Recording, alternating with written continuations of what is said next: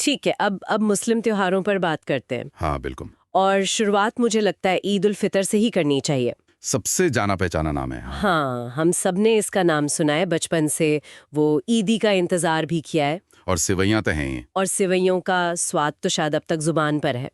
लेकिन ये त्योहार सिर्फ एक दिन का जश्न नहीं है, जैसा मतलब आम तौर पर लगता है। नहीं बिल्कुल नहीं। इसके पीछे एक एक पूरा महीना है जिसे रमजान कहते हैं। बिल्कुल चलिए आज इसकी परतें खोलते हैं। बिल्कुल। ईद उल फितर को आप ऐसे समझिए कि वो रमजान के महीने भर की मेहनत का फल है। एक तरह का इनाम। हाँ, एक तरह का इनाम। और रमजान जो इस्लामिक कैलेंडर का 9वां महीना है, उसे अक्सर लोग सिर्फ फास्टिंग से जोड़ते हैं। एग्जैक्टली हाँ। सिर्फ उपवास या फास्टिंग से जोड़कर देखते हैं। पर ये सिर्फ भूखे रहने का नाम नहीं है, ये एक स्पिरिचुअल जर्नी है, एक किस्म का स्पिरिचुअल बूट कैंप, जहां आप खुद को डिसिप्लिन करते हैं, अपनी इच्छाओं पर कंट्रोल करते हैं और खुदा के और करीब जाते हैं। तो ये जो पूरे दिन का उपवास या रोजा जिसे कहते हैं, वो इसी महीने में होता है। हाँ, इसी महीने में। मतलब सूर्योदय से सूर्यास्त तक कुछ भी नहीं खाना पीना, और जहां तक मुझे पता है पानी भी नहीं। पानी भी नहीं। ये तो सुनने में ही काफी चैलेंजिंग लगता है। हाँ है। खासकर भारत जैसी जगह में जहां गर्मियां इतनी लंबी और इंटेंस होती हैं। ये मतलब कैसे मैनेज होता होगा? हाँ, ये शरिया यानी ये मुस्लिम कानून का एक अहम हिस्सा है और चैलेंजिंग तो है, इसमें कोई शक नहीं। लेकिन इसे सिर्फ एक फिजिकल एक्ट की तरह नहीं देखा जाता। इसका मकसद सेल्फ डिसिप्लिन, एम्पैथी और खुदा के प्रति शुक्रगुजार होना है। एम्पैथी, ये इंटरेस्टिंग है। हाँ, जब कोई इंसान दिन भर प्यासा और भूखा रहता है तो उसे उसे उन लोगों की तकलीफ का एहसास होता है जिन्हें रोज ये सब झेलना पड़ता है। राइट। ये आपको जमीन से जोड़ता है, आपको याद दिलाता है कि आपके पास जो कुछ भी है वो एक नेमत है, अ प्रिविलेज। ये एम्पैथी वाली बात दिलचस्प है, लेकिन क्या ये वाकई काम करती है? मतलब एक महीना ऐसा करने के बाद क्या लोग साल भर गरीबों के लिए ज्यादा सेंसिटिव हो जाते हैं? या ये बस एक सालाना रिचुअल बन के रह जाता है? सोर्सेज में इस पर कुछ है? ये बहुत अच्छा सवाल है। देखिए, आइडियल तो यही है कि ये एम्पैथी आपके कैरेक्टर का हिस्सा बन जाए। बिल्कुल। लेकिन असलियत में इसका असर हर इंसान पर अलग-अलग होता है। पर सोर्सेज इस बात पर जोर देते हैं कि ये सिर्फ खाने पीने से दूर रहना नहीं है। अच्छा। रोजा सिर्फ पेट का नहीं होता, जबान का भी होता है, आंखों का भी, कानों का भी। ओहो। मतलब आपको गॉसिप करने, झूठ बोलने, किसी को बुरी नजर से देखने या गलत बातें सुनने से भी बचना होता है। अच्छा, तो ये एक होलिस्टिक सेल्फ प्योरिफिकेशन प्रोसेस है। बिल्कुल। आप अपनी बॉडी के साथ साथ अपनी सोल को भी डिटॉक्स कर रहे होते हैं।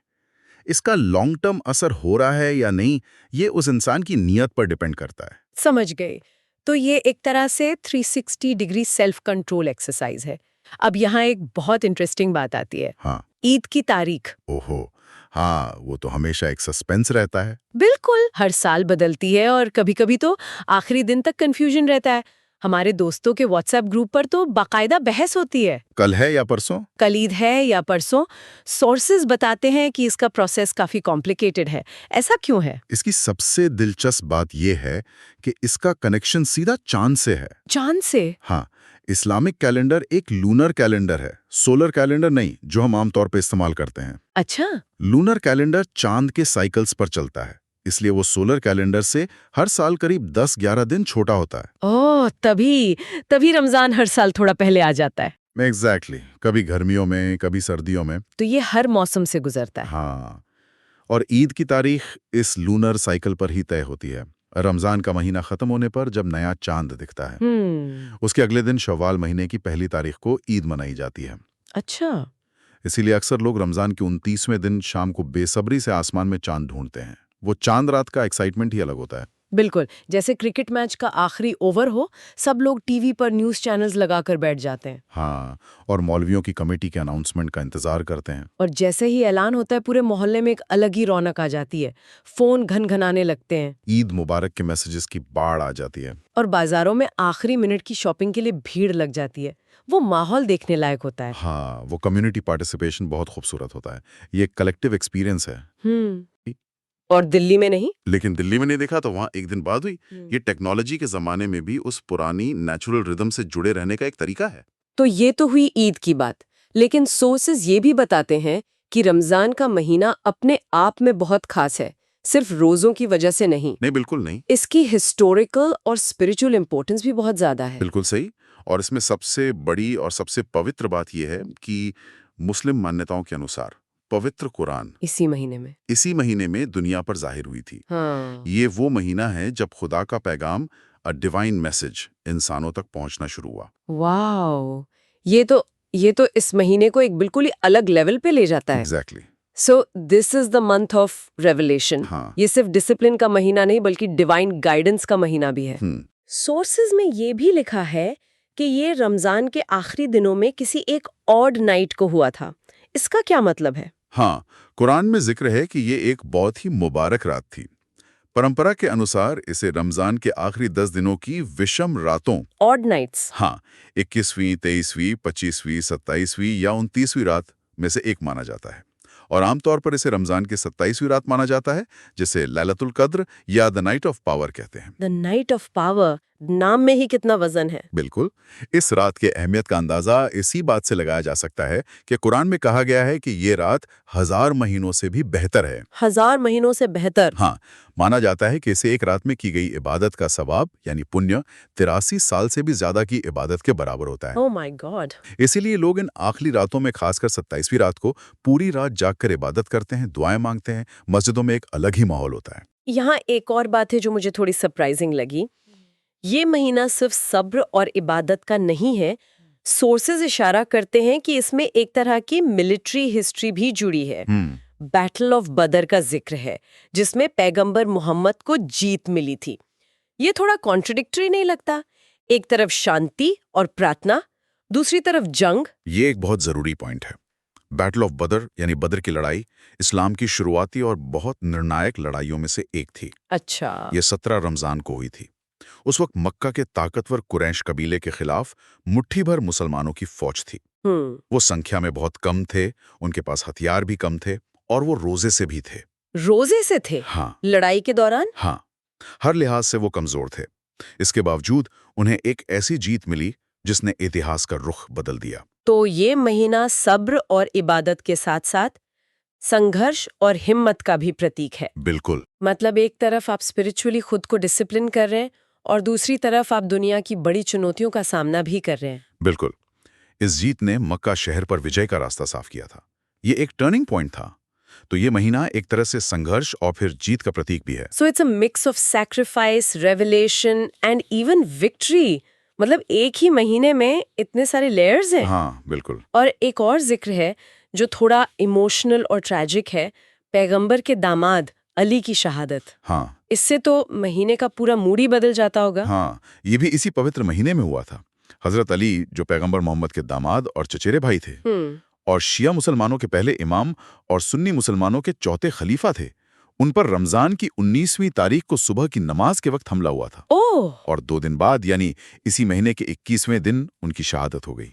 शिया समुदाय के लिए ये बहुत बड़े शोक के दिन होते हैं। तो इस महीने में गम का भी एक पहलू जुड़ा हुआ है। ये तो काफी इंटेंस कॉम्बिनेशन है। बिल्कुल। एक तरफ नाइट ऑफ पावर जैसी मुबारक रात है, दूसरी तरफ बैटल ऑफ बद्र जैसी ऐतिहासिक जीत है, और फिर हजरत अली की शहादत जैसा बड़ा गम भी है। हाँ, तो अब देखिए रमजान का महीना कितना मल्टी फैसेटेड है। इसमें इबादत है, सब्र है, शुक्र है, जीत का जश्न, इतिहास की बड़ी जीत का जश्न है, और एक बड़ी शख्सियत की शहादत का गम भी है।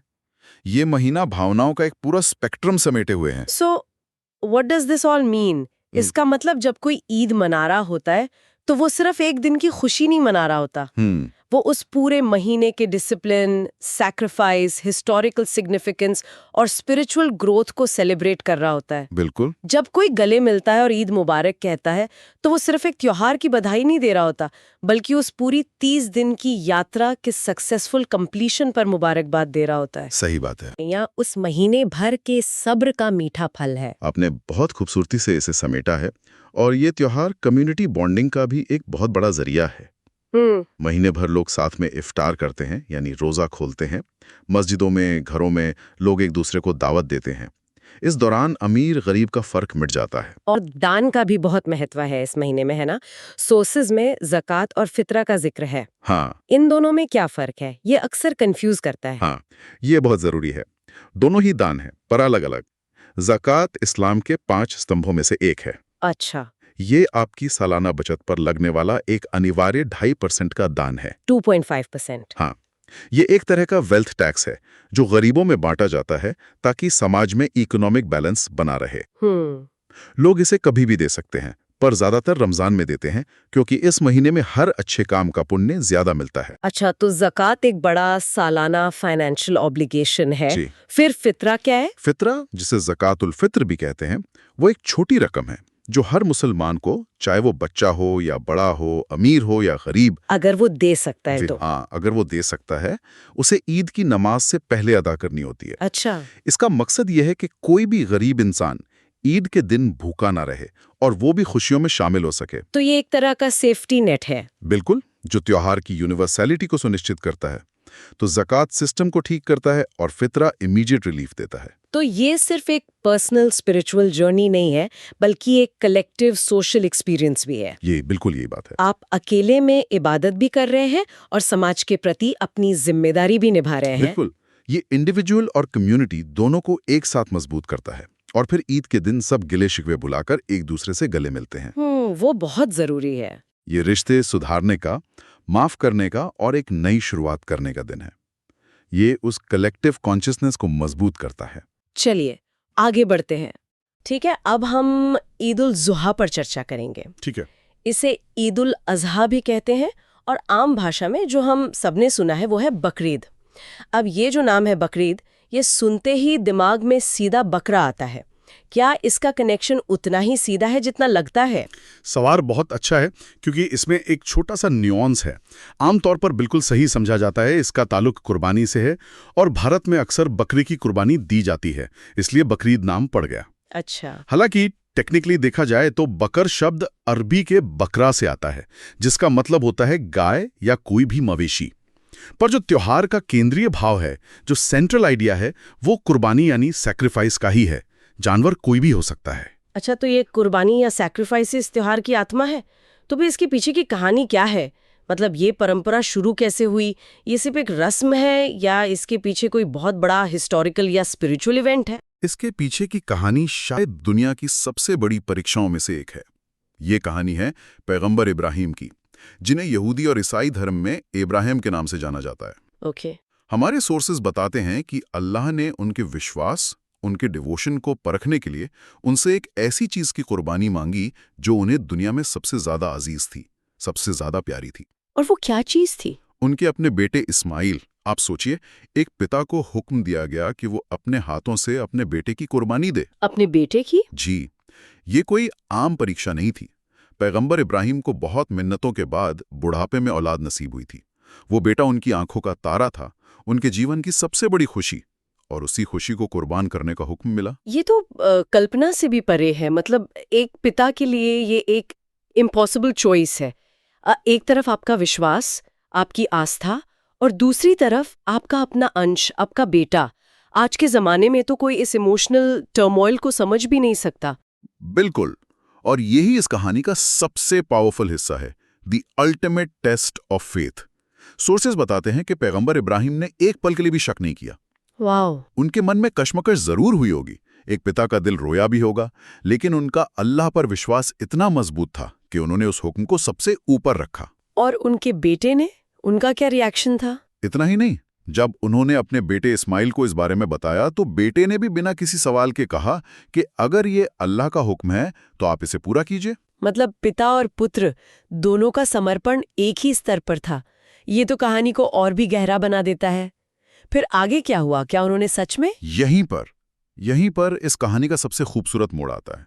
जब पैगंबर इब्राहिम पूरी तरह तैयार थे, उन्होंने अपनी आंखों पर पट्टी बांध ली ताकि बेटे का चेहरा देखकर उनका इरादा कमजोर न पड़ जाए। हाँ। और जैसे ही उन्होंने कुर्बानी के लिए छुरी चलाई, अल्लाह की तरफ से एक चमत्कार हुआ। उनकी छुरी के नीचे से बेटे को हटाकर एक दुम्बा यानी एक भेड़ या मेमना रख दिया गया। अच्छा। जब उन्होंने पट्टी खोली तो देखा कि उनका बेटा सुरक्षित खड़ा है और उसकी जगह एक जानवर की कुर्बानी हुई है। सुनकर सच में राहत मिली। इसका मतलब ये हुआ कि अल्लाह को असल में कुर्बानी चाहिए ही नहीं थी, वो तो सिर्फ इरादे की, समर्पण की परीक्षा ले रहे थे। एग्जैक्टली। मुद्दा खून बहाना नहीं था, मुद्दा था ये देखना कि क्या आप ईश्वर के लिए अपनी सबसे कीमती चीज को भी छोड़ने के लिए तैयार हैं। राइट। ये इस बात का प्रतीक है कि अगर आपका विश्वास सच्चा है तो ईश्वर आपके समर्पण को स्वीकार करता है, आपकी सबसे प्यारी चीज आपसे छीनता नहीं है। और इसी महान घटना की याद में पैगंबर इब्राहिम के उसी जज्बे को ऑनर करने के लिए हर साल ईद उल अजहा मनाई जाती है। तो आज जो ये कुर्बानी की रस्म होती है, ये उसी हिस्टोरिकल इवेंट का एक सिंबॉलिक रीएनैक्टमेंट है, उसे याद करने का एक तरीका है। जी हाँ, ये हर साल खुद को याद दिलाने का एक तरीका है कि हमें भी अपनी सबसे प्यारी चीजों को, चाहे वो हमारा वक्त हो, हमारा पैसा हो या हमारा ईगो हो, उसे एक बड़े मकसद के लिए, अल्लाह की राह में कुर्बान करने के लिए तैयार रहना चाहिए। ये सिर्फ एक जानवर की कुर्बानी नहीं है, ये अपने अंदर की बुराइयों, अपनी जिद और अपनी अटैचमेंट की कुर्बानी का प्रतीक है। लेकिन ये सिर्फ एक पर्सनल एक्ट ऑफ फेथ में है, इसका एक बहुत बड़ा सोशल डायमेंशन भी है, राइट? और मैंने सुना है कि कुर्बानी के गोश्त को बांटा जाता है, वो प्रोसेस क्या है और उसका क्या महत्व है? हाँ, और ये इस त्योहार का शायद सबसे जरूरी हिस्सा है। ये सिर्फ एक रस्म नहीं, बल्कि एक सामाजिक जिम्मेदारी है। ओके। सोर्सेस के मुताबिक कुर्बानी के गोश्त को 3 बराबर हिस्सों में बांटा जाना अनिवार्य है। पहला हिस्सा खुद परिवार के इस्तेमाल के लिए, दूसरा हिस्सा रिश्तेदारों, दोस्तों और पड़ोसियों के लिए, और तीसरा सबसे अहम हिस्सा समाज के गरीब और जरूरतमंद लोगों के लिए। ये तो बहुत ही व्यवस्थित तरीका है। मतलब ये सिर्फ अपने घर का जश्न नहीं है, ये पूरे कम्युनिटी का जश्न है। ये जो दूसरा हिस्सा है दोस्तों और पड़ोसियों के लिए, ये तो हमारे समाज में हर त्योहार की जान होता है। बिल्कुल। सोचिए, एक मिडिल क्लास परिवार में ईद की तैयारी चल रही है, घर में पकवान बन रहे हैं, और फिर घर का कोई सदस्य पड़ोस में कटोरियों में सालन लेकर जा रहा है, चाहे पड़ोसी किसी भी धर्म का हो। सही बात है। दिवाली पर हमारे घर मिठाई के डब्बे आते हैं, क्रिसमस पर केक आता है, और ईद पर सेवैयां या बकरीद पर गोश्त का सालन। ये चीजें सिर्फ खाना नहीं है, ये एक तरह का सोशल ग्लू है जो हमारे रिश्तों को, हमारे मोहल्ले के ताने बाने को मजबूत करता है। सही बात है। ये दिखाता है कि आपकी खुशी में आपके पड़ोसी भी शामिल हैं। लेकिन ये जो तीसरा हिस्सा है गरीबों और जरूरतमंदों के लिए, ये मुझे सबसे ज्यादा इम्पैक्टफुल लगता है। It's a form of built in charity. इसे built in social security system कहना ज्यादा सही होगा। ये ऑप्शनल दान नहीं है, ये इस रिचुअल का इंटीग्रल पार्ट है। अच्छा। ये सुनिश्चित करता है कि त्योहार के दिन कोई भी भूखा ना सोए। आप सोचिए, हमारे देश में बहुत से ऐसे परिवार हैं जिनके लिए रोज 2 वक्त की रोटी जुटाना भी मुश्किल है। उनके लिए साल में एक बार अच्छा प्रोटीन रिच भोजन मिलना कितनी बड़ी बात है। हाँ, ये तो है। ये त्योहार की खुशी को समाज के सबसे निचले तबके तक पहुंचाने का एक बहुत ही प्रैक्टिकल और डिग्निफाइड तरीका है। इसमें किसी को लाइन में लगकर भीख नहीं मांगनी पड़ती, बल्कि त्योहार के तोहफे के तौर पर खाना उनके घर तक पहुंचता है। ये तो एक तरह का डिसेंट्रलाइज्ड वेल्थ रिडिस्ट्रीब्यूशन है, भले ही छोटे पैमाने पर हो। या अमीर और गरीब के बीच की खाई को कम से कम एक दिन के लिए तो पार्टी देता है। बिल्कुल, ये एम्पैथी और कंपैशन का एक प्रैक्टिकल डेमोन्स्ट्रेशन है। ये इस इस्लामी सिद्धांत को मजबूत करता है कि आपकी खुशी तब तक अधूरी है जब तक आपके आसपास के लोग, खासकर जरूरतमंद लोग, उसमें शामिल ना हों। तो ये तो हुआ कम्युनिटी लेवल पर, लेकिन सोर्सेज ये भी बताते हैं कि इसी समय ग्लोबल लेवल पर भी कुछ बहुत बड़ा हो रहा होता है जिसका इस ईद से गहरा नाता है। व्हाट्स द हज connection? What's fascinating here is कि ये ईद सिर्फ एक दिन का त्योहार नहीं है, बल्कि ये एक बहुत ही पवित्र समय की कल्मिनेशन भी है। ईद उल अजहा इस्लामिक कैलेंडर के 12वें और आखिरी महीने दू अल हिज्जा की 10वीं तारीख को मनाई जाती है। ओके। और यही वो महीना है जब दुनिया भर से लाखों मुसलमान सऊदी अरब के मक्का शहर की तीर्थ यात्रा पर जाते हैं, जिसे हज कहते हैं। सो दे आर सिंक्रोनाइज्ड, मतलब जो रिचुअल मक्का में हो रहा है, दुनिया भर के मुसलमान उसे अपने अपने घरों में मिरर कर रहे हैं। प्रिसाइजली, ये एक कमाल की स्पिरिचुअल सिंक्रोनिसिटी है। एक तरफ जो लाखों लोग हज पर गए हैं, वो मक्का के पास मीना की वादी में कुर्बानी की रस्म अदा कर रहे होते हैं। ये उनके हज के सबसे जरूरी कामों में से एक है। और ठीक उसी वक्त दुनिया भर में जो करोड़ों मुसलमान हज पर नहीं जा सके, वो अपने अपने शहरों में, अपने अपने घरों में कुर्बानी देकर मानो स्पिरिचुअली उन हाजियों के साथ जुड़ जाते हैं। ये तो एक तरह का जबरदस्त कलेक्टिव कॉन्शियसनेस है। करोड़ों लोग अलग अलग देशों में, अलग अलग टाइम जोन्स में, एक ही वक्त पर, एक ही भावना से एक ही रिचुअल को परफॉर्म कर रहे हैं। It's a powerful display of global solidarity. Exactly. अगर हम इसको बड़े पिक्चर से कनेक्ट करें तो ये एक ही समय पर लोकल और ग्लोबल लेवल पर कम्युनिटी का एहसास कराता है। राइट। लोकल लेवल पर आप अपने परिवार और पड़ोसियों के साथ गोश्त बांटकर जुड़े हैं, और ग्लोबल लेवल पर आप उन लाखों लोगों के साथ स्पिरिचुअली कनेक्टेड महसूस करते हैं जो मक्का में हैं। हाँ, ये आपको एहसास दिलाता है कि आप अकेले नहीं हैं, बल्कि एक बहुत बड़ी वैश्विक बिरादरी, जिसे उम्मह कहते हैं, उसका हिस्सा हैं। ये राष्ट्रीय, भाषाई और नस्लीय सीमाओं से परे एक जुड़ाव है। ये तो वाकई बहुत गहरा कनेक्शन है। मतलब बकरीद सिर्फ एक जानवर की कुर्बानी या दावत का त्योहार नहीं है, इसके तो कई लेयर्स हैं।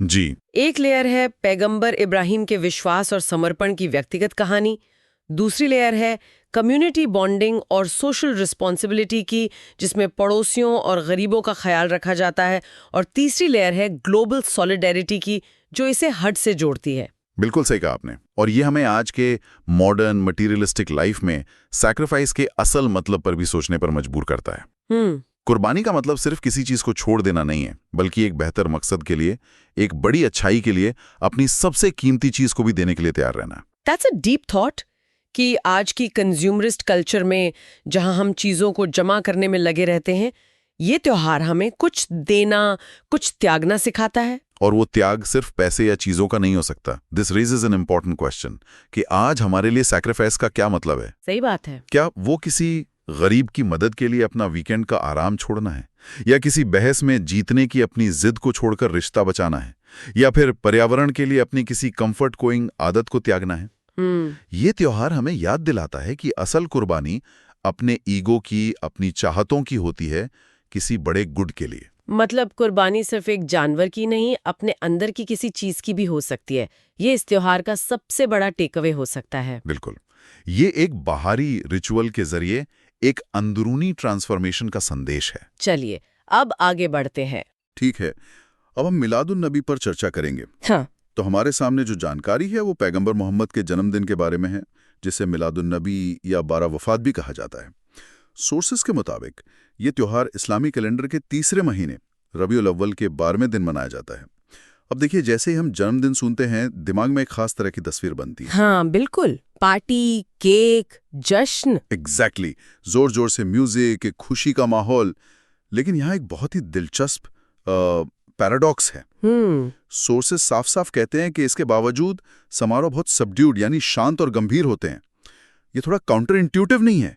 मतलब किसी इतने बड़े पैगंबर का जन्मदिन और माहौल एकदम शांत। ये एक बहुत जरूरी पॉइंट है, और सच कहूं तो यही इस दिन की, आप कह सकती हैं, आत्मा है। ये जो विरोधाभास या पैराडॉक्स आपको दिख रहा है ना, यही इसकी सबसे गहरी सच्चाई है। इसका कारण त्योहार के दोहरे पहलू में छिपा है। दोहरा पहलू? हाँ, हमारी सोर्सेस के अनुसार जिस तारीख को पैगंबर मोहम्मद का जन्म हुआ था, ज्यादातर इस्लामिक विद्वानों का मानना है कि उसी तारीख को उन्होंने इस दुनिया को अलविदा भी कहा था। तो एक ही तारीख जन्म और मृत्यु दोनों से जुड़ी हुई है। सोचिए, एक ही दिन पर जीवन की शुरुआत भी है और अंत भी। ये तो सच में पूरी डायनामिक ही बदल देता है। मतलब ये सिर्फ खुशी का मौका नहीं है, इसमें गम भी शामिल है।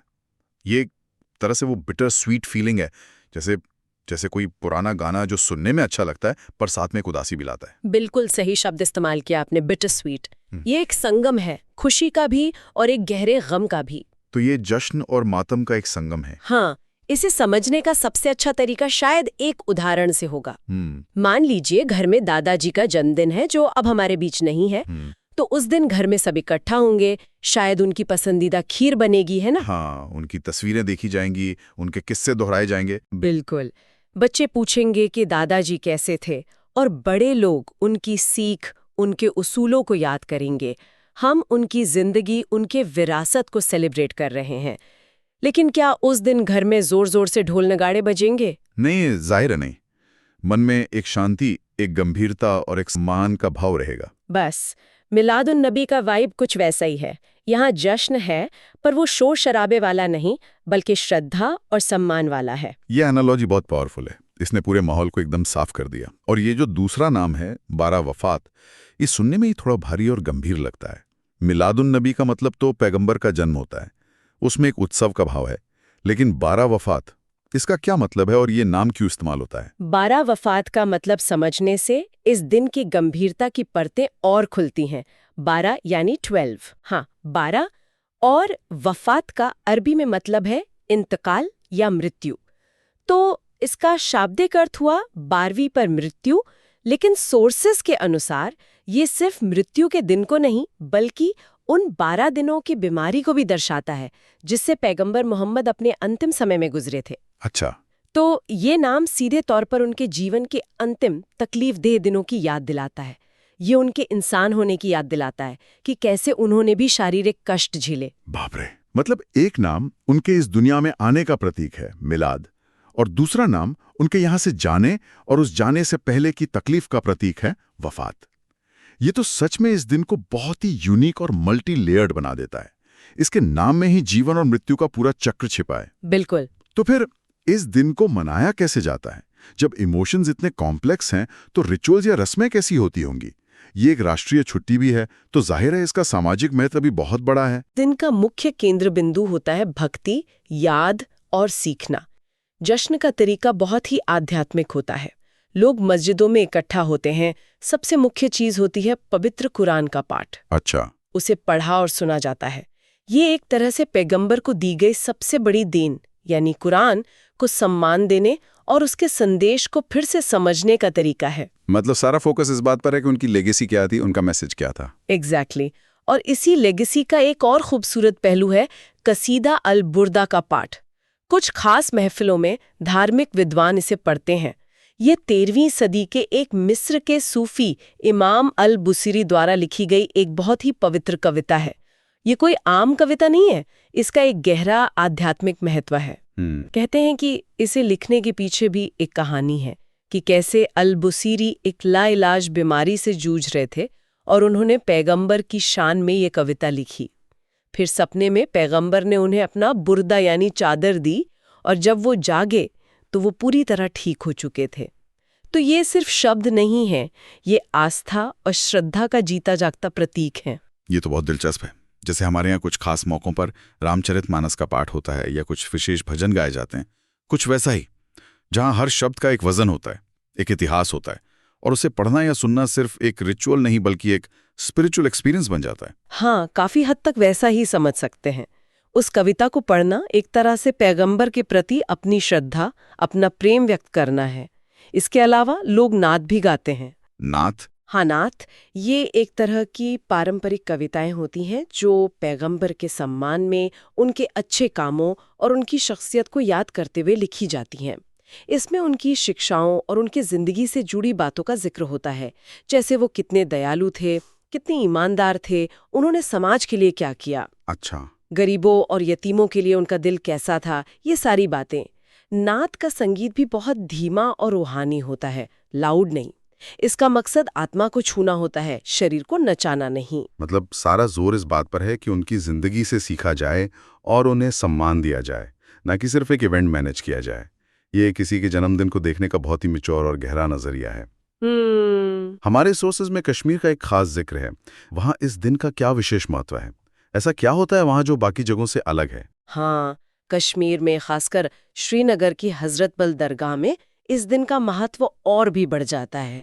हजरत बल श्राइन की अपनी एक बहुत बड़ी अहमियत है, क्योंकि माना जाता है कि वहाँ पैगंबर मोहम्मद से जुड़ी एक निशानी, जिसे मोए मुकद्दस कहते हैं, रखी हुई है। और इस खास दिन पर यानी मिलादुन नबी पर उस पवित्र निशानी या रेलिक को आम लोगों के दर्शन के लिए रखा जाता है। अच्छा, तो ये एक टैंजिबल कनेक्शन है, एक भौतिक चीज जो सीधे इतिहास से जुड़ती है। बिल्कुल। आप कल्पना कीजिए कि इसका लोगों के लिए क्या मतलब होगा, जिनकी पूरी जिंदगी पैगंबर की शिक्षाओं पर आधारित है। उनके लिए उनसे जुड़ी किसी चीज को अपनी आंखों से देख पाना एक बहुत बड़ा आध्यात्मिक अनुभव होता होगा। हाँ, बहुत बड़ा। ये सिर्फ भक्ति का प्रदर्शन नहीं है, ये एक तरह से कलेक्टिव मेमोरी को जिंदा रखने का तरीका है। हजारों की संख्या में श्रद्धालु, औरतें, मर्द, बच्चे सब वहां जमा होते हैं। ये सिर्फ एक जगह इकट्ठा होना नहीं है, बल्कि एक पूरा जुलूस, एक प्रोसेशन निकलता है। सड़कों पर लोगों का हुजूम होता है, लेकिन उस भीड़ में भी एक अनुशासन और श्रद्धा होती है। और उस निशानी को देखना एक पीढ़ी से दूसरी पीढ़ी तक एक अटूट रिश्ते को महसूस करने जैसा होगा। ये उन्हें उनकी जड़ों से, उनकी आस्था के सेंटर से सीधे जोड़ता होगा। खासकर कश्मीर जैसे रीजन में जहां पहचान और इतिहास का सवाल हमेशा मौजूद रहता है, वहां इस तरह का आयोजन एक स्पिरिचुअल एंकर का काम करता होगा। आपने बहुत सही बात कही। ये एक स्पिरिचुअल एंकर ही है। वो एक दिन लोगों को उनकी रोजमर्रा की परेशानियों से ऊपर उठाकर एक बड़ी सामूहिक पहचान का हिस्सा होने का एहसास कराता है। माहौल में एक अलग ही भक्ति होती है।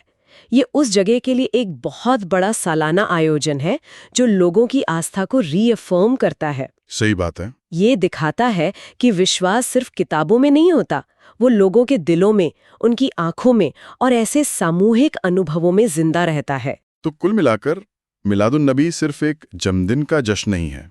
ये एक ऐसा दिन है जब पैगंबर की जिंदगी, उनकी शिक्षाओं, उनके संघर्ष और उनके दुनिया से जाने, इन सब को एक साथ याद किया जाता है।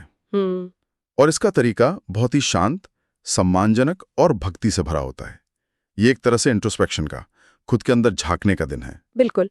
और ये त्योहार इस बात पे भी सोचने को मजबूर करता है कि किसी की विरासत को कैसे जिंदा रखा जाता है, सिर्फ धूमधाम से जश्न मनाकर नहीं, बल्कि उनकी शिक्षाओं को पढ़कर, उनके अच्छे कामों को याद करके और एक शांत आध्यात्मिक तरीके से सम्मान देकर। सही। यह हमें सिखाता है कि याद करने का मतलब सिर्फ खुशी मनाना नहीं होता, बल्कि उस व्यक्ति के जीवन के हर पहलू को, चाहे वो खुशी का हो या दुख का, सम्मान देना होता है। जन्म और मृत्यु का ये संगम ही इसे इतना गहरा और अनोखा बनाता है। सही बात है। और ये हमें एक बड़ा सवाल भी देता है जो सिर्फ इस त्योहार तक सीमित नहीं है। हम अपनी जिंदगी में किसी की विरासत को कैसे याद रखते हैं? क्या हम सिर्फ जश्न और तारीखों पर ध्यान देते हैं, या उनके जीवन के पूरे सफर, उनके संघर्ष, उनकी सीख, उनकी इंसानियत को सच में सम्मान देते हैं? शायद सच्ची श्रद्धांजलि सिर्फ याद करने में नहीं, बल्कि उस सीख को अपनी जिंदगी में जीने में है। बहुत खूब कहा। The real tribute is in living the legacy, not just observing it. चलिए अब आगे बढ़ते हैं।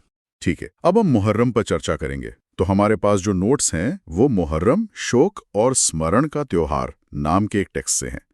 पहली ही लाइन में एक बड़ा अजीब सा मेल है। हाँ, त्योहार और शोक, ये दोनों शब्द एक साथ सुनकर थोड़ा अटपटा लगता है ना? बिल्कुल। जैसे कोई कहे खुशी का मातम। आमतौर पर तो त्योहार का मतलब होता है जश्न, खुशी, मिठाइयाँ। हाँ, सेलिब्रेशन। तो आज हम इसी गुत्थी को सुलझाने की कोशिश करेंगे कि ये त्योहार शोक का क्यों है और इसका क्या महत्व है। बिल्कुल। और ये सवाल ही आई थिंक इस पूरी चर्चा का केंद्र है।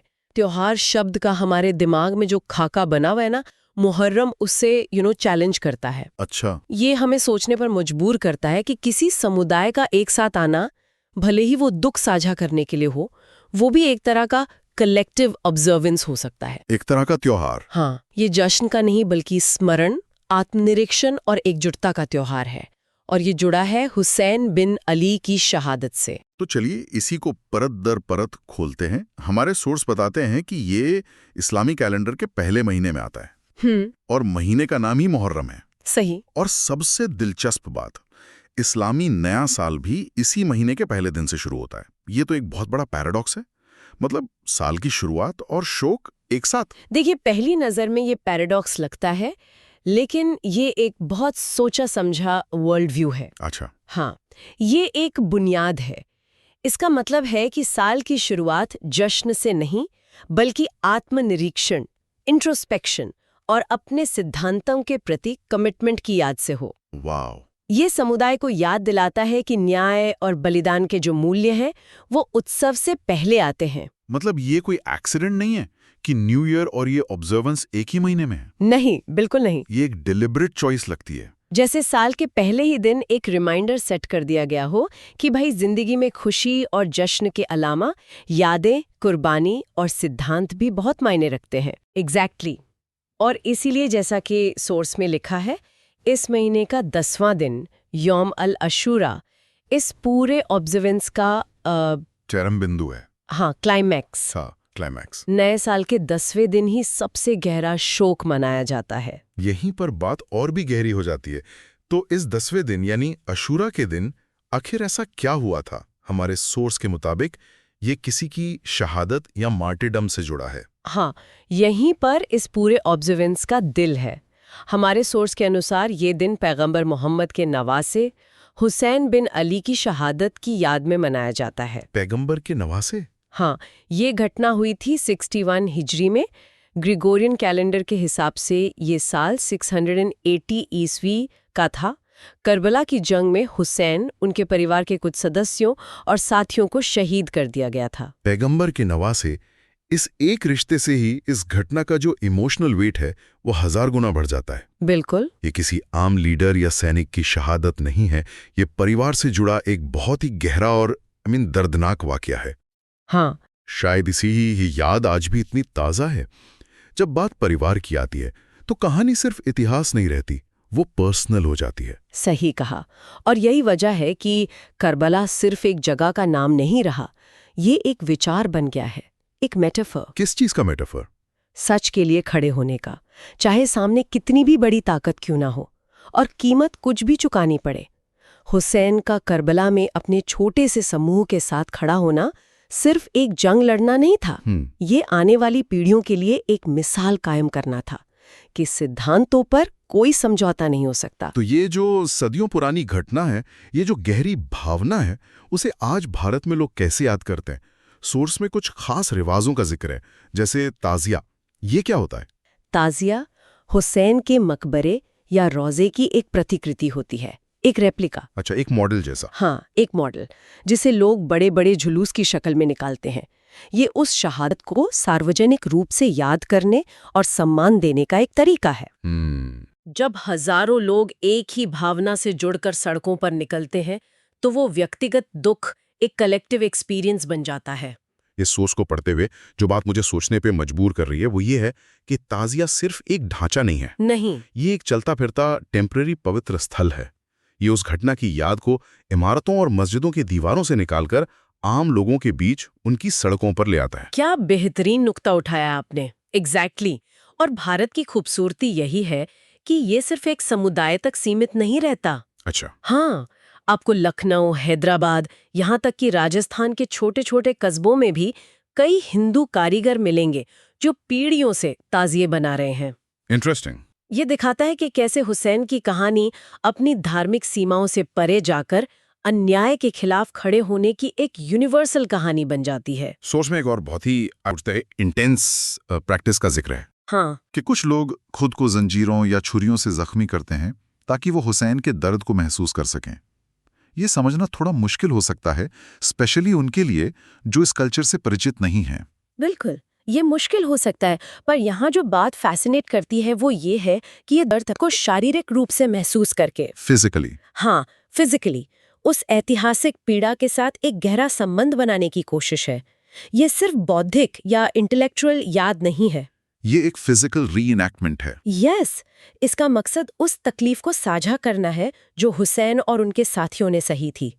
ये एक तरह से कहने का तरीका है कि हम सिर्फ आपकी कहानी सुनते नहीं, हम आपके दर्द को महसूस करने की कोशिश कर रहे हैं। ये तो एम्पैथी का एक बहुत ही एक्सट्रीम फॉर्म है ना? हम अक्सर कहते हैं आई फील योर पेन। यहाँ लोग सचमुच उस दर्द को महसूस करने की कोशिश कर रहे हैं। ये हमें अपनी धारणाओं पर सवाल उठाने को मजबूर करता है। कैसे? कि हम अपनी जिंदगी में दर्द से बचने की हर मुमकिन कोशिश करते हैं और यहाँ एक पूरी परंपरा दर्द को महसूस करने पर आधारित है ताकि वो किसी और की पीड़ा से जुड़ सकें। और ये हमें मेमोरी के नेचर के बारे में भी कुछ बताता है। अच्छा?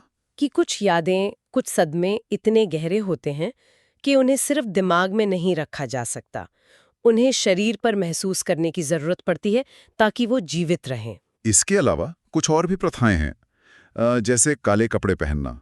ये तो हम सब समझते हैं, काला रंग दुनिया भर में शोक का प्रतीक है। हाँ, ये एक यूनिवर्सल सिंबल है जो उस दिन के माहौल की गंभीरता को दिखाता है। ये एक नॉन वर्बल कम्युनिकेशन है। लेकिन एक और चीज है जो हमारे सोर्स में लिखी है और जो पहली नजर में विरोधाभासी लगती है। कौन सी? लोगों को शरबत या पानी बांटना। हाँ, ये वाकई थोड़ा अजीब लगता है। एक तरफ इतना गहरा दुख, मातम, रोना पीटना और दूसरी तरफ शरबत बांटना। ये दोनों चीजें एक साथ कैसे फिट होती हैं? अगर हम इसे बड़े परिप्रेक्ष्य में देखें तो ये विरोधाभास नहीं बल्कि इस ऑब्जर्वेंस का सबसे खूबसूरत हिस्सा है। कैसे? करबला की जंग में हुसैन और उनके परिवार, यहाँ तक कि उनके 6 महीने के बच्चे को भी कई दिनों तक पानी से वंचित रखा गया था। ये उस जंग के सबसे दर्दनाक पहलुओं में से एक था। अच्छा, तो कनेक्शन वहां से है। बिल्कुल। तो आज उनकी याद में दूसरों की प्यास बुझाना, ये एक तरह से उनकी पीड़ा को याद करते हुए समाज सेवा और करुणा का काम करना है।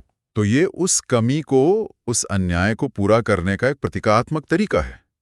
जो चीज हुसैन और उनके परिवार को नहीं मिली वो आज दूसरों को दी जा रही है। एग्जैक्टली। ये तो शोक को एक पैसिव एक्ट से एक एक्टिव एक्ट ऑफ काइंडनेस में बदल देता है। ये बहुत ही खूबसूरत विचार है। बिल्कुल, ये उस दर्द को एक पॉजिटिव एक्शन में बदलने जैसा है।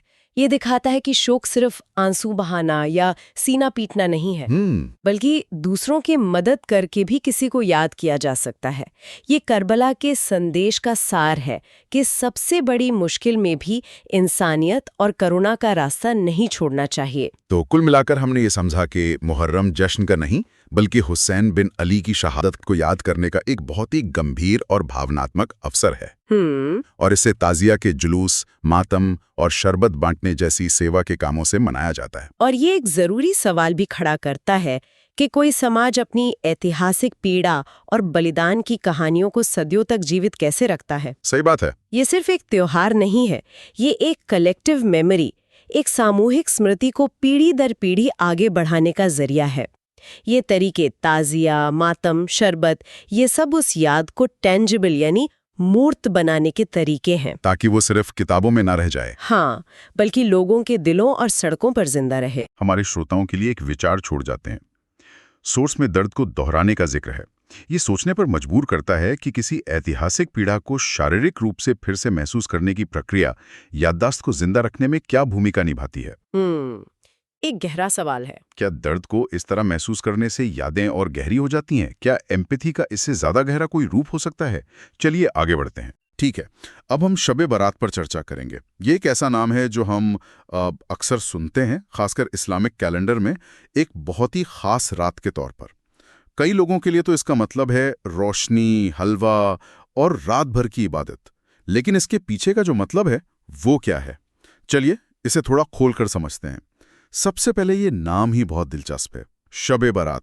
इसका शाब्दिक अर्थ क्या है? ये एक बहुत अच्छा सवाल है, क्योंकि नाम में ही इसका मतलब सार छुपा है। शब तो फारसी का शब्द है जिसका मतलब है रात। रात, हाँ। और बारात वो अरबी शब्द बराआ से आया है जिसका मतलब है बरी हो जाना या छुटकारा पाना, मुक्ति। मुक्ति, हाँ। तो शब बारात का मतलब हुआ मुक्ति की रात या द नाइट ऑफ इमेंसिपेशन। वाह, नाइट ऑफ इमेंसिपेशन, ये तो सुनने में ही बहुत गहरा लगता है ही। मतलब सिर्फ एक त्योहार की रात नहीं बल्कि किसी चीज से आजादी की रात। यहां से बात और दिलचस्प हो जाती है। तो सोर्सेस के मुताबिक ये शाबान महीने की 14 और 15 तारीख के बीच की रात को मनाई जाती है। और जो सबसे चौंकाने वाली बात है वो ये है कि मुस्लिम परंपरा के अनुसार इसी रात को हर इंसान की तकदीर, उसकी डेस्टिनी तय की जाती है। ये तो बहुत बड़ी बात है।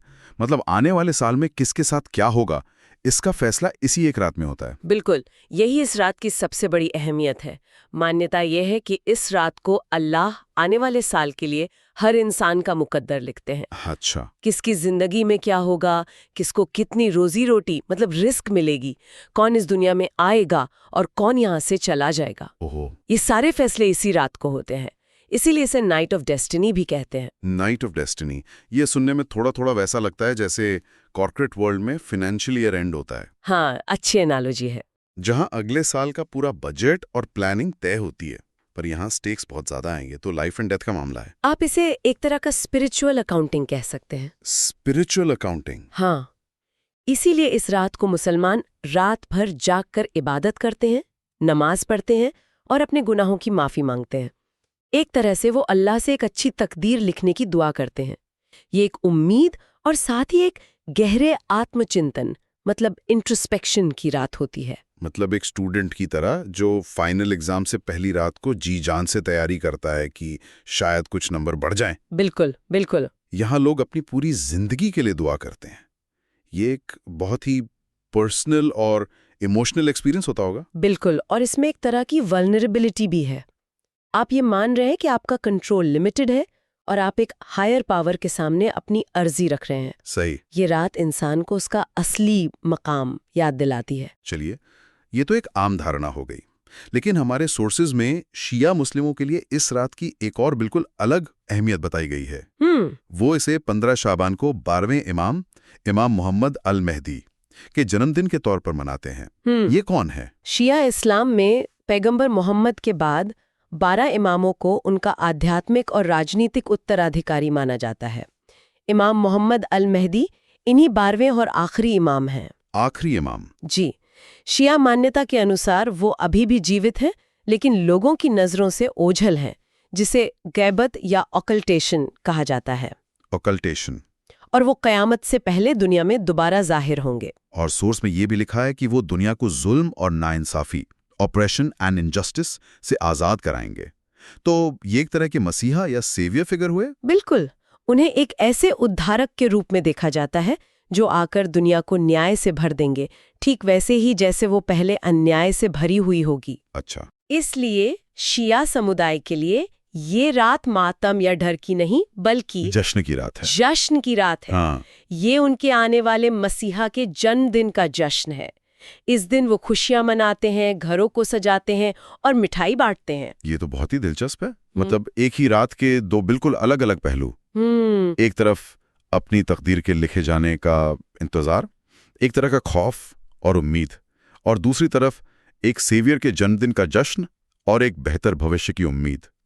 ये तो ऐसा ही जैसे एक ही दिन किसी का रिजल्ट भी आ रहा हो और बुड्ढे भी हो। बहुत अच्छी एनालॉजी है। और अगर आप इसे बड़े पर्सपेक्टिव में देखें तो दोनों ही धाराओं में एक कॉमन थ्रेड है, भविष्य के लिए उम्मीद। बिल्कुल। एक तरफ लोग अपनी व्यक्तिगत बेहतरी के लिए दुआ कर रहे हैं, पर्सनल इमेंसिपेशन, और दूसरी तरफ पूरी दुनिया की सामूहिक बेहतरी, कलेक्टिव एमेंसिपेशन की उम्मीद का जश्न मना रहे हैं कि एक दिन हमारे इमाम आएंगे और पूरी दुनिया को जुल्म से आजाद कर देंगे। सही बात है। और भारत जैसे देश में तो ये कल्चरल प्रैक्टिसेस में भी दिखता है। हाँ, बहुत ज्यादा। इस रात को लोग अक्सर अपने पूर्वजों की कब्रों पर जाकर उनके लिए दुआ करते हैं। जी, उनकी मगफिरत की दुआ मांगते हैं। ये एक तरह से अपनी जड़ों से जुड़ने का भी तरीका है। बिल्कुल। ये आपको अपनी मोटालिटी की याद दिलाता है और अपनी लीनियत से जोड़ता है। और इसका सबसे विजिबल सोशल एस्पेक्ट तो खाना ही है। लोग गरीबों को खाना खिलाते हैं, दान करते हैं। और हलवा। हाँ, हलवा या दूसरी मिठाइयाँ बनाकर एक दूसरे के घर भेजते हैं। ये कम्युनिटी बॉन्डिंग को मजबूत करता है। भारत में तो शब बारात और हलवा एक दूसरे के मतलब सिनोनिम जैसे हैं। सूजी का हलवा, चने की दाल का हलवा। हाँ। इसका क्या महत्व है? देखिए, मिठाई हमेशा से खुशी और अच्छी खबर का प्रतीक रही है। सही बात है। जब आप किसी के घर मिठाई भेजते हैं तो आप सिर्फ एक डिश नहीं भेज रहे होते, आप एक पॉजिटिव जेस्चर भेज रहे होते हैं। ये एक सोशल ग्लू का काम करता है। In today's urban isolated life ये चीजें और भी इंपॉर्टेंट हो जाती हैं। बिल्कुल सही। वो एक कटोरी हलवा सिर्फ हलवा नहीं है, वो एक कॉन्वर्सेशन स्टार्टर है, एक बहाना है दरवाजा खटखटाने का। तो कुल मिलाकर शब बारात सिर्फ एक रात नहीं है, बल्कि भावनाओं का एक गहरा समंदर है। ये व्यक्तिगत हिसाब किताब की रात भी है और एक सामूहिक उम्मीद का त्योहार भी। सही। नाइट ऑफ इमेंसिपेशन और नाइट ऑफ डेस्टिनी, ये दोनों ही नाम इसके बहुआयामी रूप को बहुत खूबसूरती से बयान करते हैं। चलिए आगे बढ़ते हैं। ठीक है, तो अब हम शबे मिराज पे बात करेंगे। जी। आज दुनिया भर में करोड़ों लोग दिन में 5 बार नमाज पढ़ते हैं। ये उनकी जिंदगी का, उनके डेली रूटीन का एक नॉन नेगोशिएबल हिस्सा है। लेकिन क्या हमने कभी सोचा है कि ये प्रैक्टिस, ये डिसिप्लिन आया कहाँ से? बिल्कुल।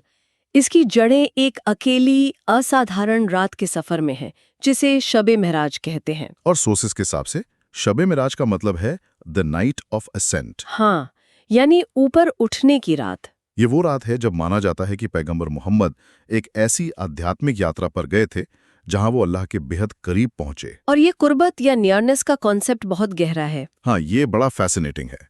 जाहिर है यहाँ किसी फिजिकल डिस्टेंस की बात तो हो नहीं रही। नहीं, बिल्कुल नहीं। तो ये कैसा एहसास होगा? इसे समझने के लिए सोचिए, कोई साइंटिस्ट किसी प्रॉब्लम पर सालों से काम कर रहा है और अचानक एक रात उसे यूरेका मोमेंट आता है, जहां उसे लगता है कि उसने यूनिवर्स का कोई सीक्रेट क्रैक कर लिया है। अच्छा। या कोई आर्टिस्ट अपनी कला में इतना डूब जाए कि उसे वक्त और जगह का एहसास ही ना रहे।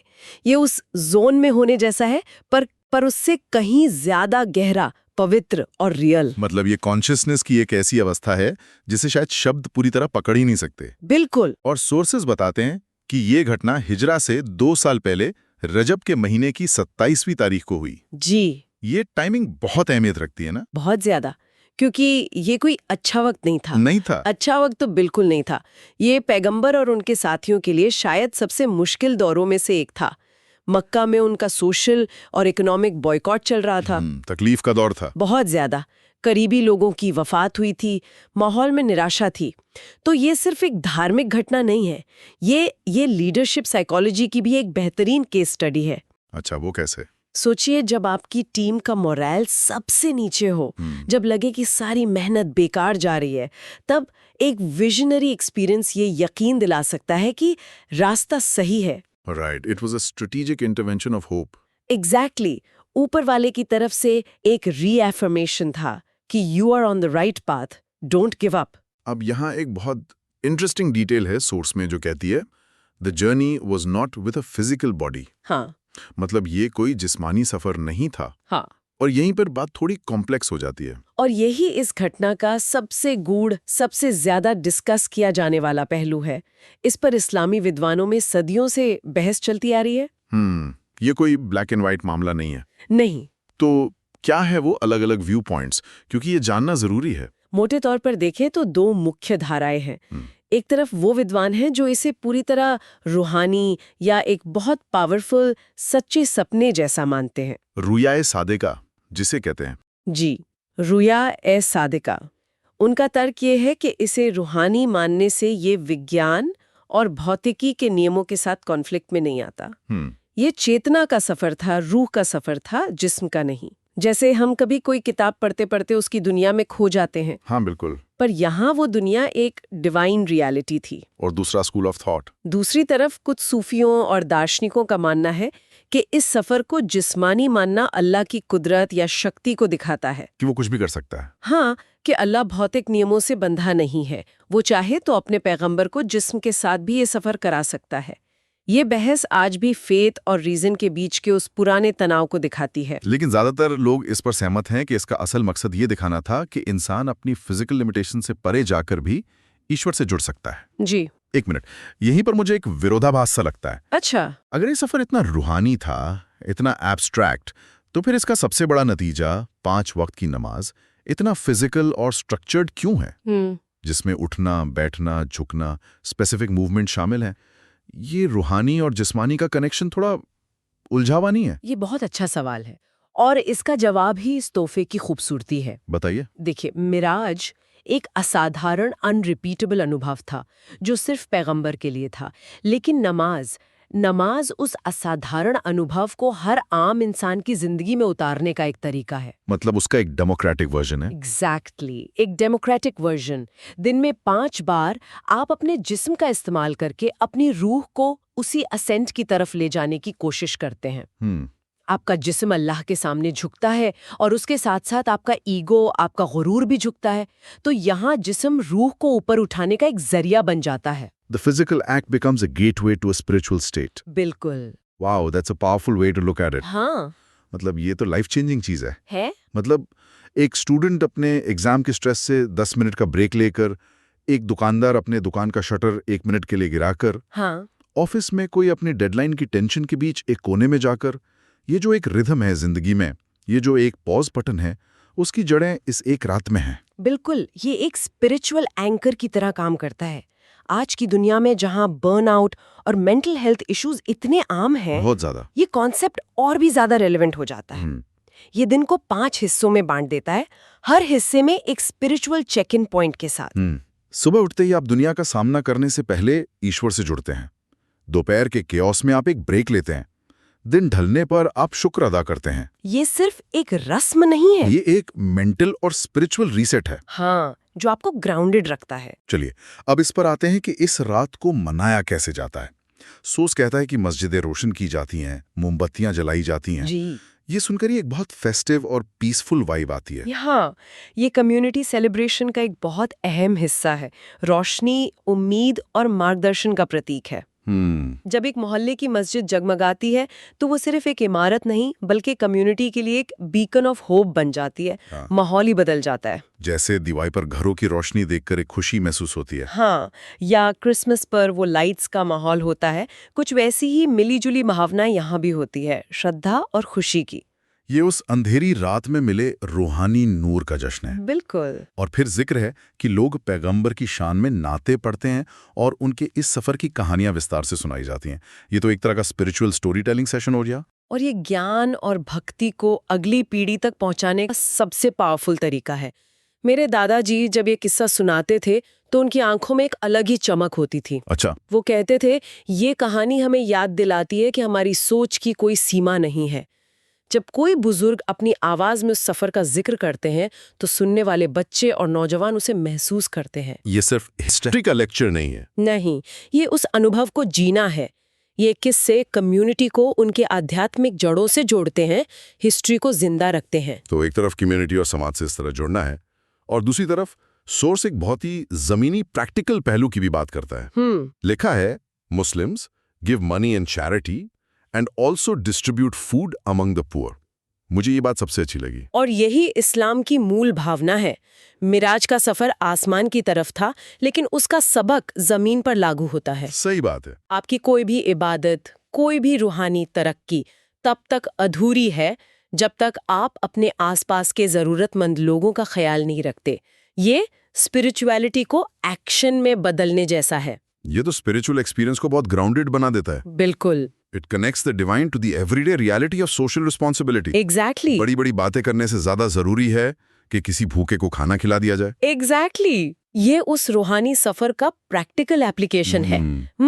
ये हमें बताता है कि ऊपर उठने का मतलब दुनिया से कट जाना नहीं है, बल्कि दुनिया की बेहतर सेवा करने के लिए ऊपर से गाइडेंस लेना है। आपने ऊपर वाले से अपने रिश्ते को याद किया और फिर उसी रिश्ते की रोशनी में उसके बंदों की मदद की। जी, ये दोनों चीजें जुड़ी हुई हैं, आप इन्हें अलग नहीं कर सकते। तो ये सब तो हुए कम्युनिटी से जुड़े पहलू, रोशनी, कहानियां, लंगर। लेकिन सोर्स आखिर में एक बहुत ही पर्सनल अकेले सफर की भी बात करता है। हाँ, the devoted ones spend the whole night in the remembrance of God. जी, और ये इस रात का सबसे व्यक्तिगत और गहरा पहलू है।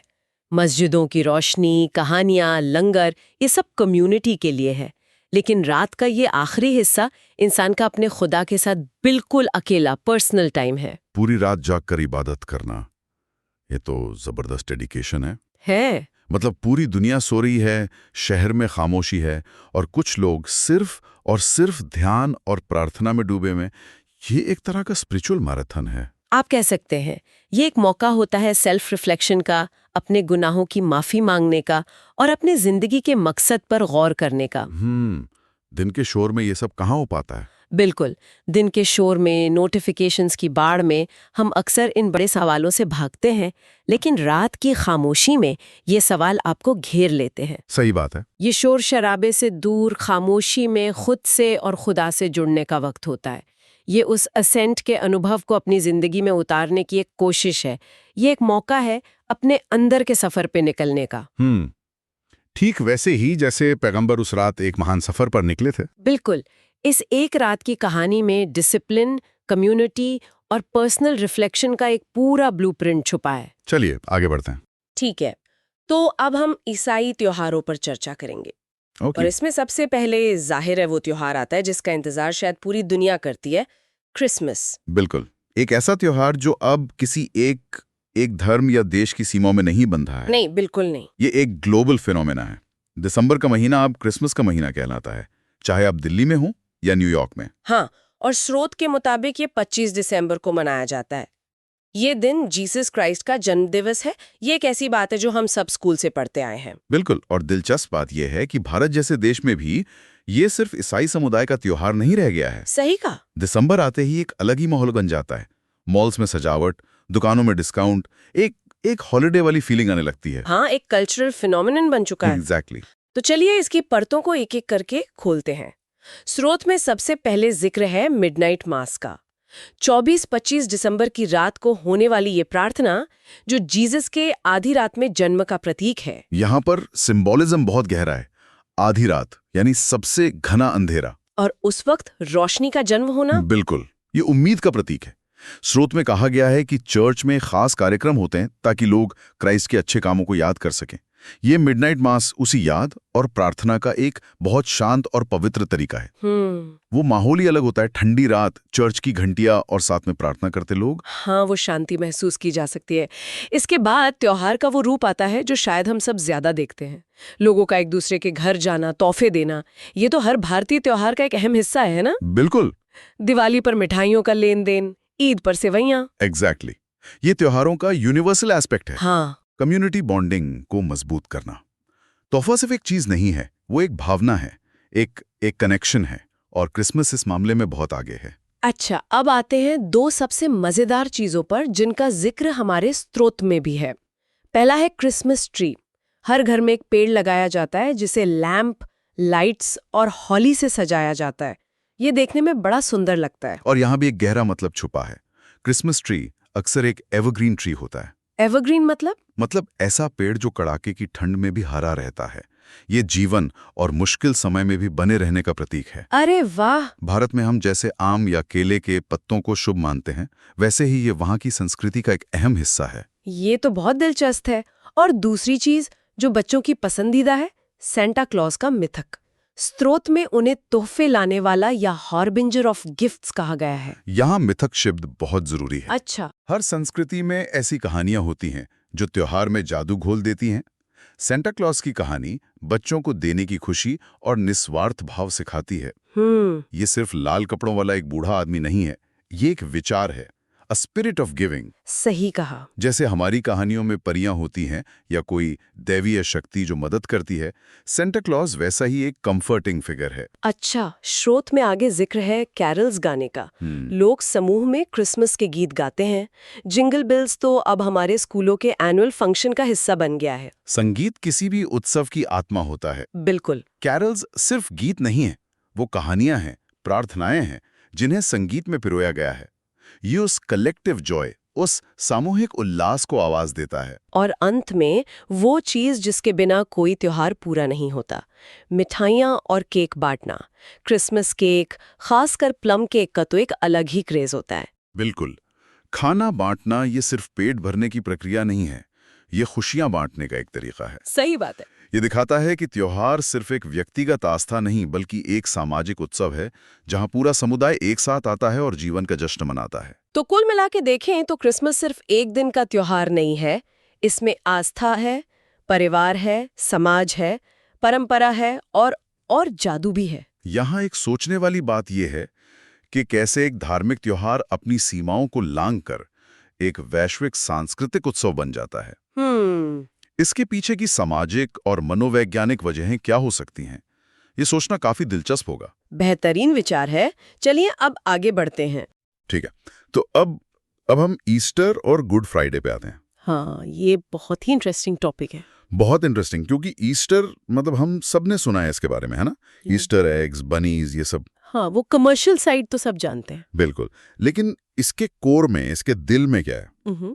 तो जो सोर्सेस हम देख रहे हैं वो बताते हैं कि ये क्रिश्चियनिटी का, आप कह सकते हैं, सबसे बड़ा फेस्टिवल है। सबसे महत्वपूर्ण। हाँ, सबसे महत्वपूर्ण। और ये जीसस क्राइस्ट के रेजरेक्शन, मतलब उनके दोबारा जी उठने का जश्न है।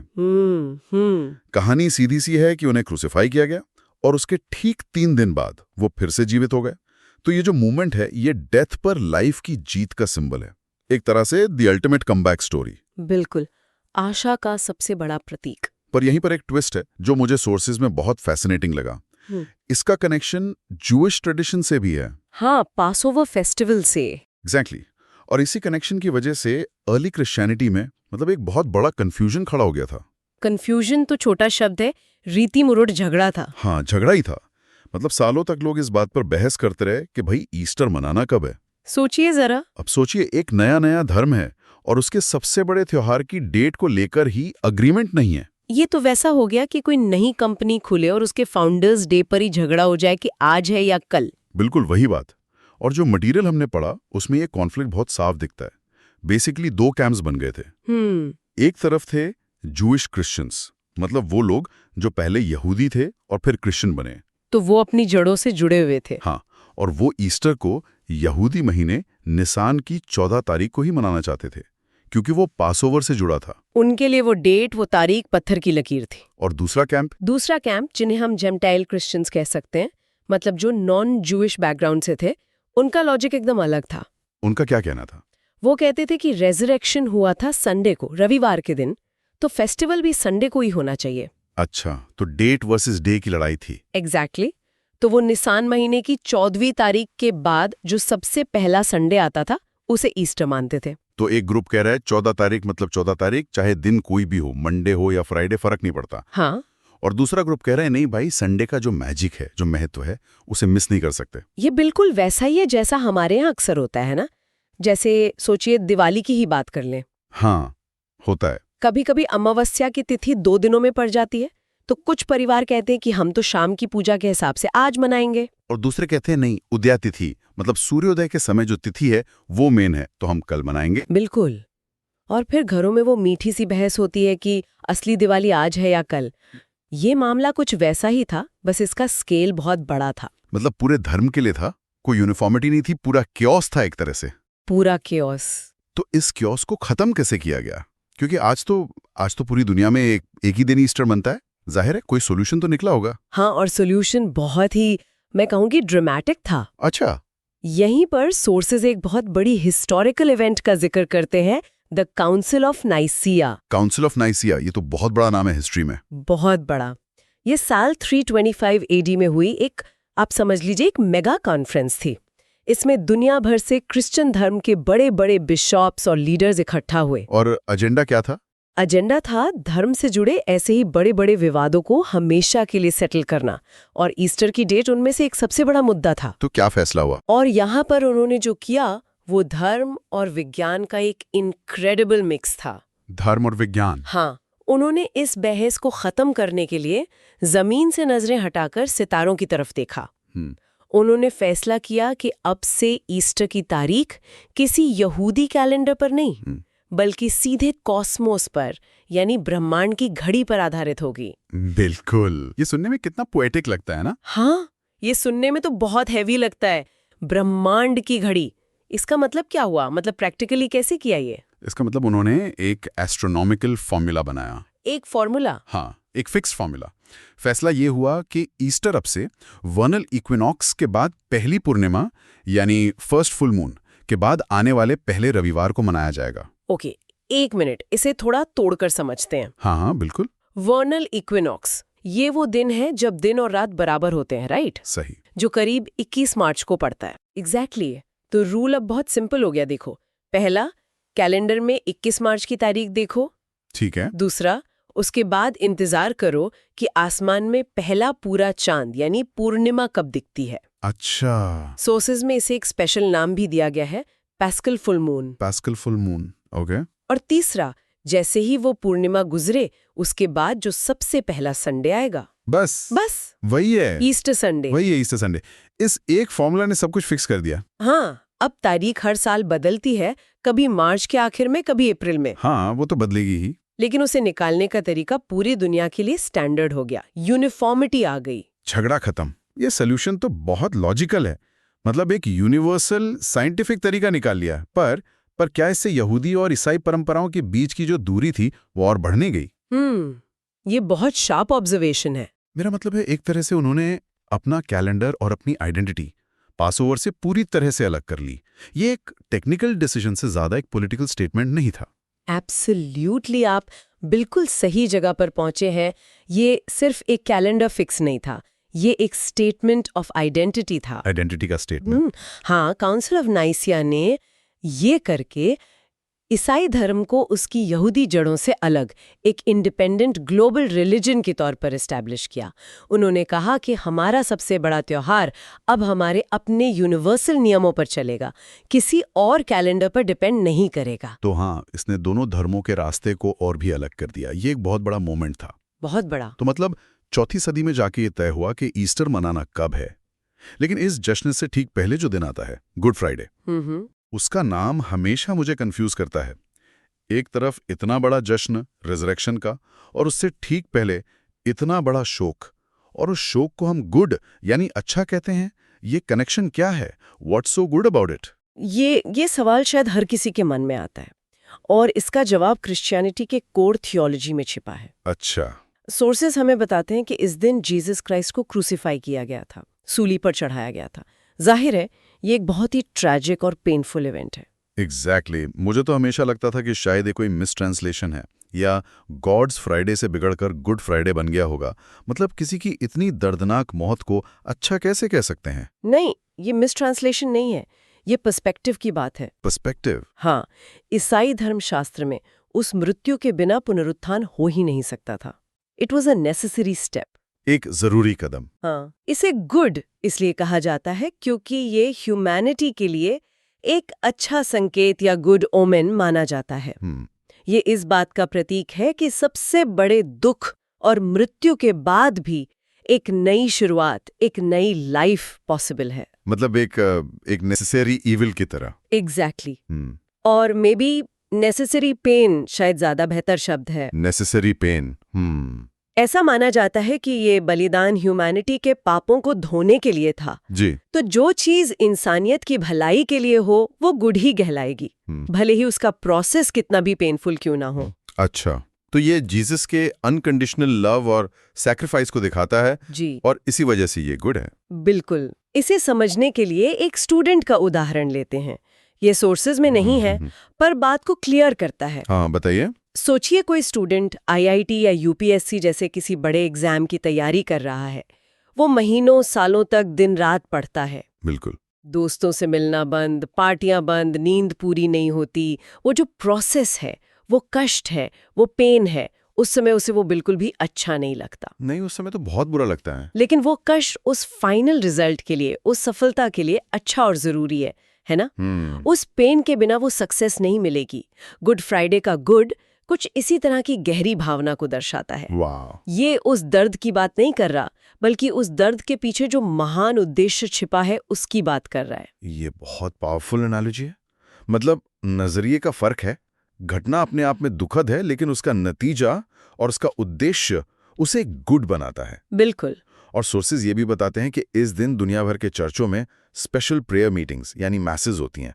लोग फास्ट रखते हैं, प्रार्थना करते हैं। हाँ, ये दिन शोक और चिंतन का है, लेकिन एक उम्मीद भरे शोक का। उम्मीद भरा शोक। हाँ, क्योंकि सबको पता है कि इसके 48 घंटे बाद संडे को क्या होने वाला है। रेजरेक्शन। सही बात है। ये एक पॉज का दिन है, रिफ्लेक्शन का दिन है। बिल्कुल। ये समझने का दिन है कि किसी भी बड़ी खुशी या जीत से पहले अक्सर एक मुश्किल दौर से गुजरना पड़ता है। गुड फ्राइडे उस मुश्किल दौर का प्रतीक है और ईस्टर उस जीत का। दोनों एक ही कहानी के दो हिस्से हैं। एक के बिना दूसरा अधूरा है। तो अगर हम पूरी बातचीत को देखें तो ये एक बहुत फैसिनेटिंग जर्नी है। एक तरफ एक प्रैक्टिकल प्रॉब्लम थी, फेस्टिवल की डेट को लेकर कंफ्यूजन। हाँ, जिसे सुलझाने के लिए एस्ट्रोनॉमी का सहारा लिया गया और एक यूनिवर्सल रूल बनाया गया। और दूसरी तरफ एक डीप फिलॉसफिकल सवाल है कि दुख को अच्छा कैसे कहा जा सकता है, और जिसका जवाब सैक्रिफाइस और होप में मिलता है। मतलब एक कहानी लॉजिस्टिक्स की है और दूसरी फेथ की, और दोनों मिलकर एक पूरी तस्वीर बनाती हैं। एक तरफ इंसानी कोशिश है चीजों को ऑर्गेनाइज और यूनिफाई करने की, जैसा काउंसिल ऑफ नाइसिया में हुआ, और दूसरी तरफ डिवाइन प्लान में यकीन है कि बड़ी से बड़ी ट्रेजेडी भी एक बड़े गुड का हिस्सा हो सकती है। चलिए आलिया आगे।